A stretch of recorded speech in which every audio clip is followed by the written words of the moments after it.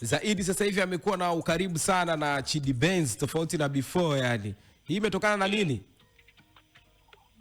Chidi bwana, kwanza kabisa kikubwa zaidi sisi ni majirani. Unajua mara ya kwanza yeye alikuwa anakaa Ilala, Tamia kule kwa marehemu mama yake.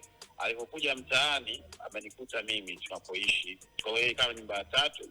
Lakini kabla hivyo tulikuwa tukiwasiliana kawaida kama unajua Chidi anapitia changamoto sana. Kwa hiyo ilikuwa ngumu kuselect watu kama mimi kwenye mitikasi yake. Sasa hivi ni brother yuko clean na kiukweli kabisa ananijaza sana mawazo, especially game ya sasa hivi, game ya zamani ilivyo na nini. Kwa hiyo tunaeng sana kiukweli kabisa.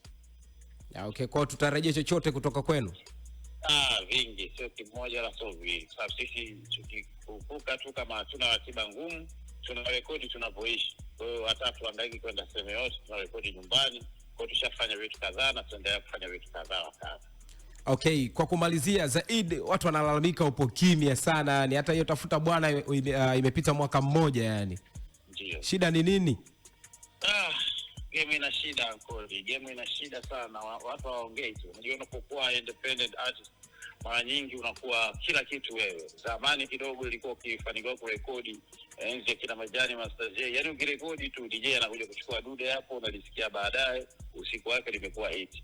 Sasa hivi unarekodi, unafanya video, unafanya promo na bado ngoma ngumu. Kwa sasa mtu kama mimi ambaye na sisi hivi kujigawa huko kote kunakuwa kugumu.